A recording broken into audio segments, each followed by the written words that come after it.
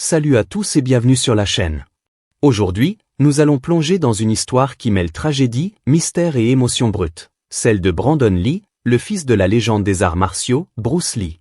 Pendant plus de 3 décennies, le monde a pleuré cet acteur prometteur, fauché en pleine jeunesse à seulement 28 ans sur le tournage du film The Crow. Mais en 2025, un événement aussi inattendu que bouleversant a secoué la ville de Seattle et relancé les questions autour de sa mort.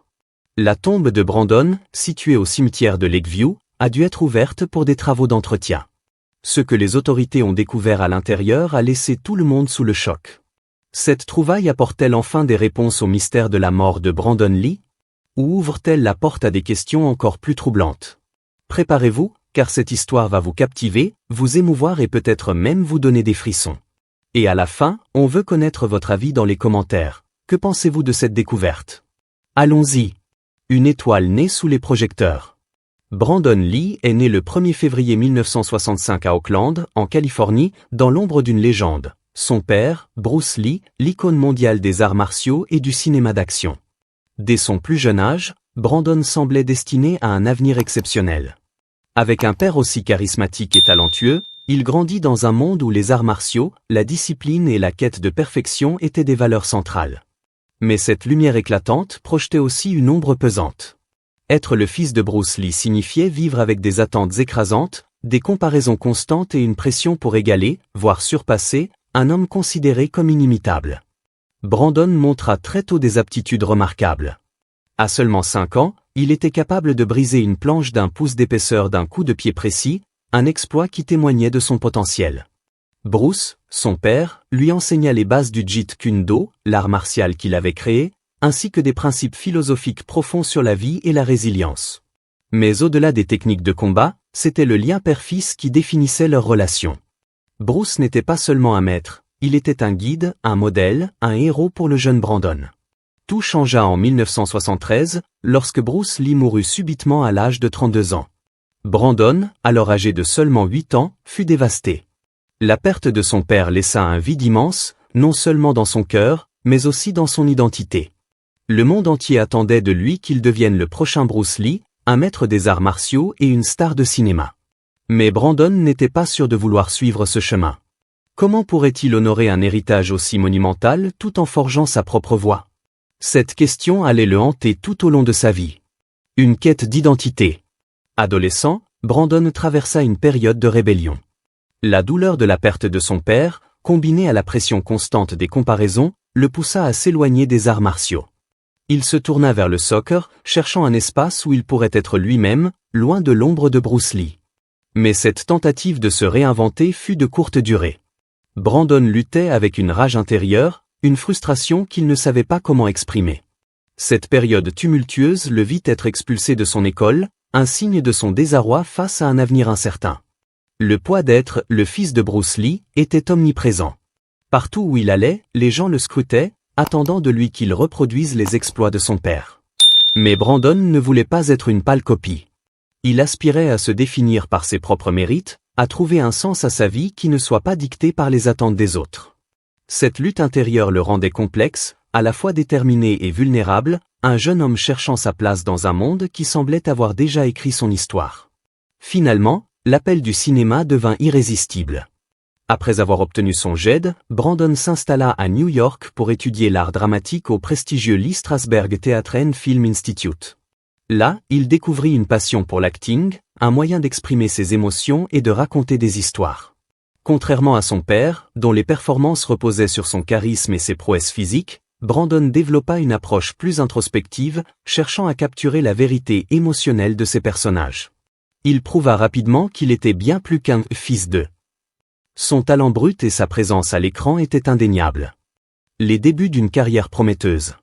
En 1985, Brandon retourna à Los Angeles, prêt à se lancer dans une carrière d'acteur. Il commença modestement, travaillant comme lecteur de script, mais le destin avait d'autres plans. Lors d'une rencontre fortuite, le directeur de casting Lynn Stalmaster le repéra et lui offrit son premier rôle crédité dans Kung Fu, The Movie. Ce projet semblait presque écrit pour lui. Le film était une continuation de la série Kung Fu, un concept que Bruce Lee avait initialement proposé. Brandon y joua le fils secret de Kwei Chang-ken, un rôle qui résonnait étrangement avec sa propre vie. Était-ce une coïncidence, ou un signe que son destin était lié à celui de son père? Au départ, Brandon hésita à accepter. Il ne voulait pas être cantonné aux films d'arts martiaux, craignant d'être éternellement comparé à Bruce. Mais son ancien professeur, Jeff Imada, le convainquit de saisir cette opportunité. Le film, sorti en 1986, marqua ses débuts officiels à l'écran.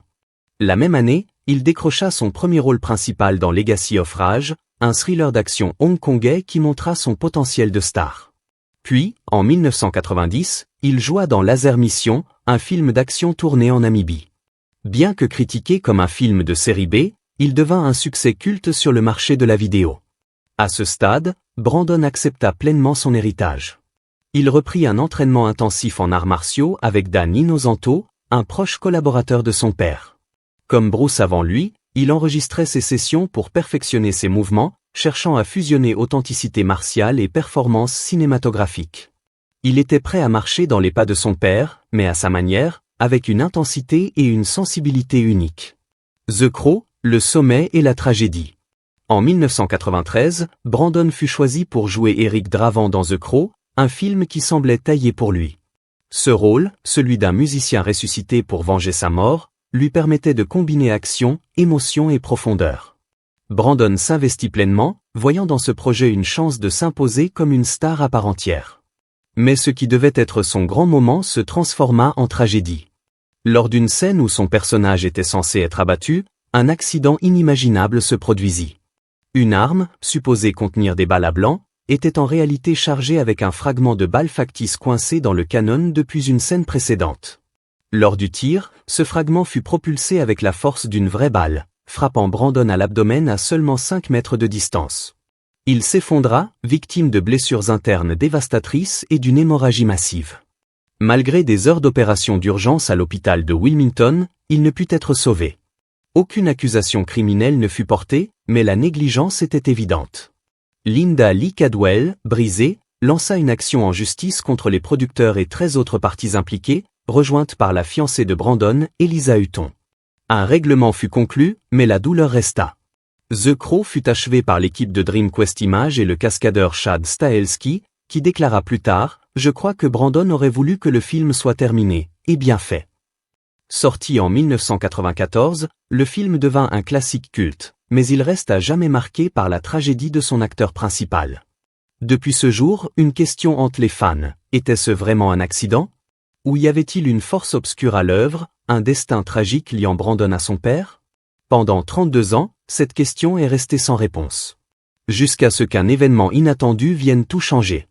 Une demande déchirante. En 2025, à l'approche du 32e anniversaire de la mort de Brandon, Linda Lee Cadwell reçut une demande du conseil municipal de Seattle. La tombe de Brandon, située au cimetière de Lakeview à côté de celle de son père, montrait des signes inquiétants. Le sol semblait instable, et une fissure était apparue sur la pierre tombale.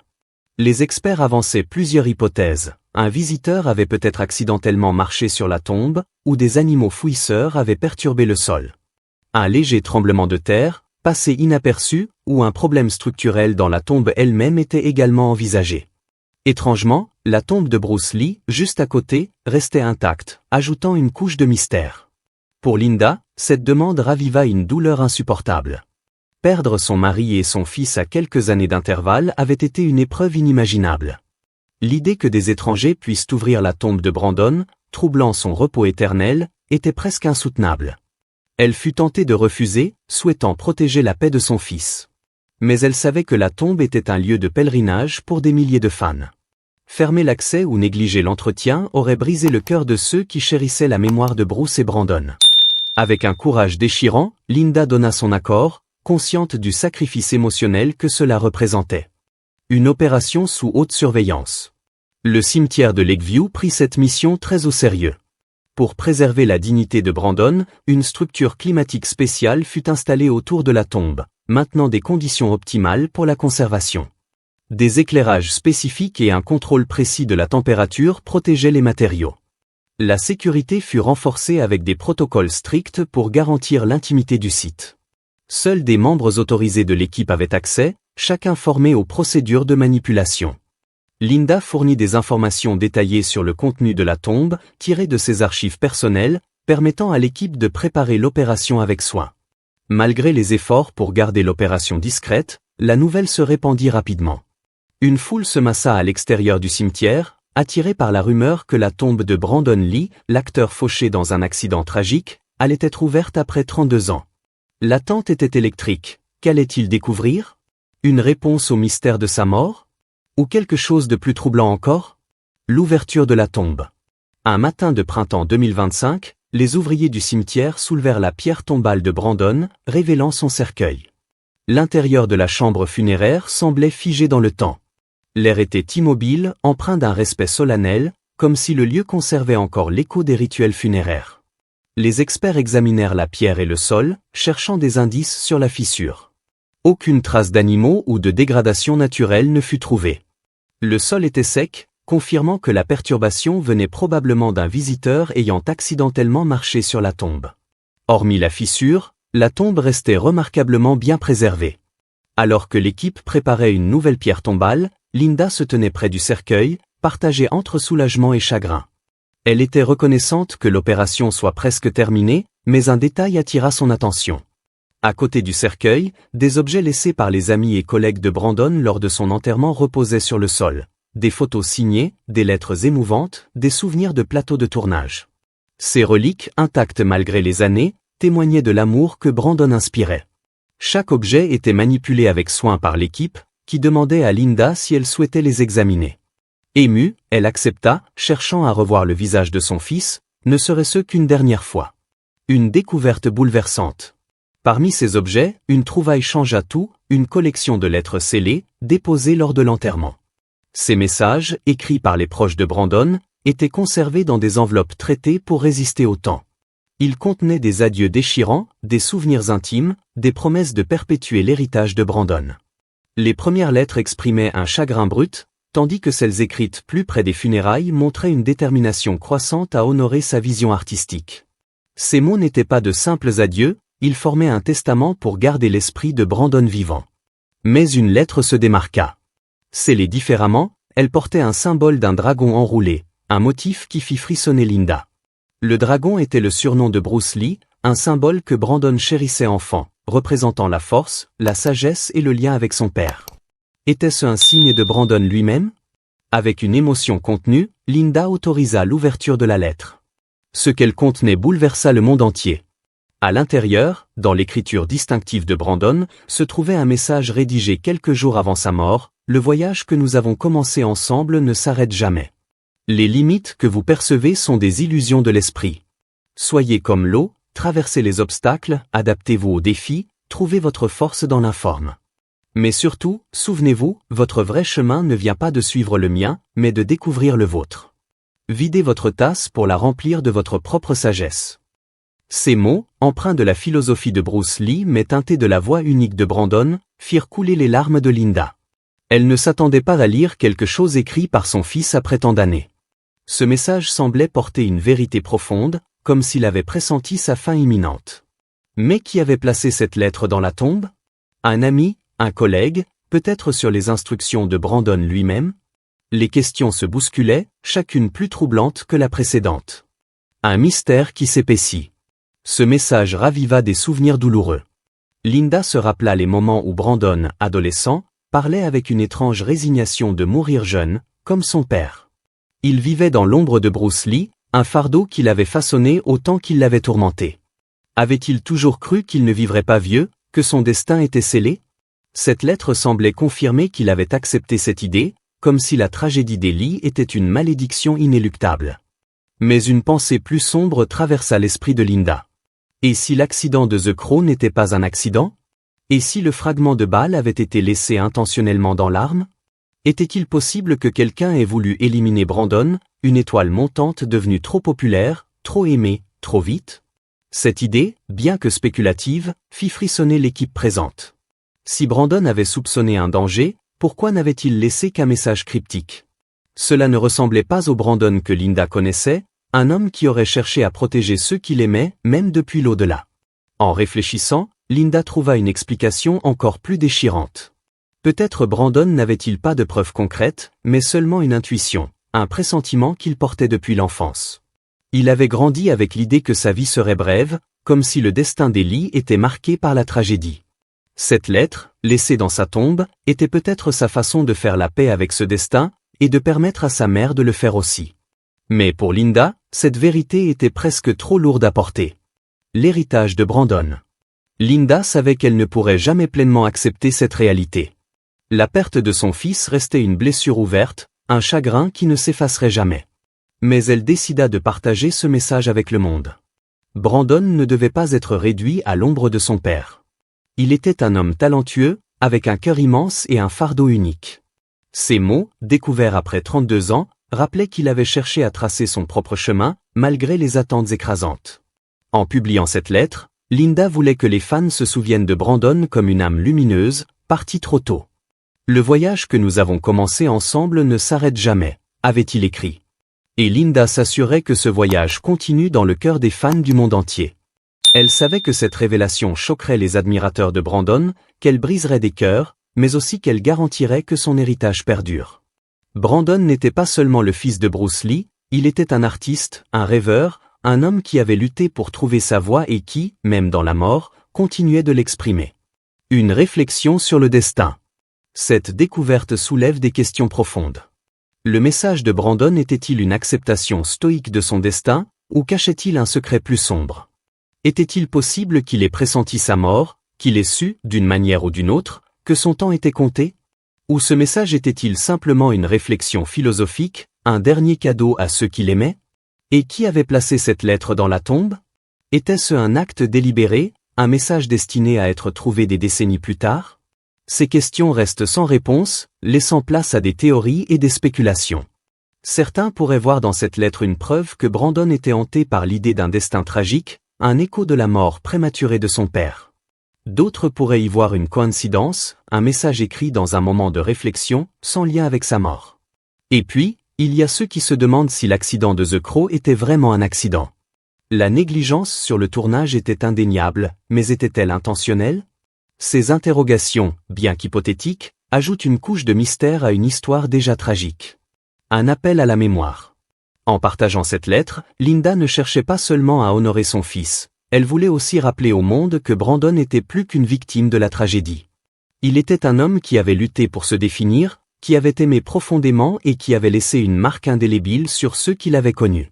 Ces mots, découverts dans sa tombe, sont un testament à sa force, à sa sagesse et à son désir de laisser un héritage qui transcende la mort. Pour les fans, cette découverte est un rappel poignant de la fragilité de la vie et de la puissance de l'héritage. Brandon Lee n'a peut-être vécu que 28 ans, mais son impact continue de résonner. The Crow reste un film culte, non seulement pour son histoire sombre et poétique, mais aussi pour la performance inoubliable de Brandon. Et maintenant, avec ce message retrouvé, son histoire prend une nouvelle dimension, un mélange de mystère, de douleur et d'espoir. Votre avis compte. Alors, qu'en pensez-vous? Le message de Brandon était-il une acceptation de son destin, ou cache-t-il un secret plus profond? Croyez-vous que sa mort était un simple accident, ou y avait-il autre chose derrière? Et que pensez-vous de cette lettre, découverte après tant d'années? Partagez vos théories, vos émotions et vos réflexions dans les commentaires. Si cette histoire vous a touché, n'oubliez pas de liker, de vous abonner et d'activer la cloche pour ne rien manquer. On se retrouve bientôt pour une nouvelle plongée dans les mystères et les légendes du passé. À plus!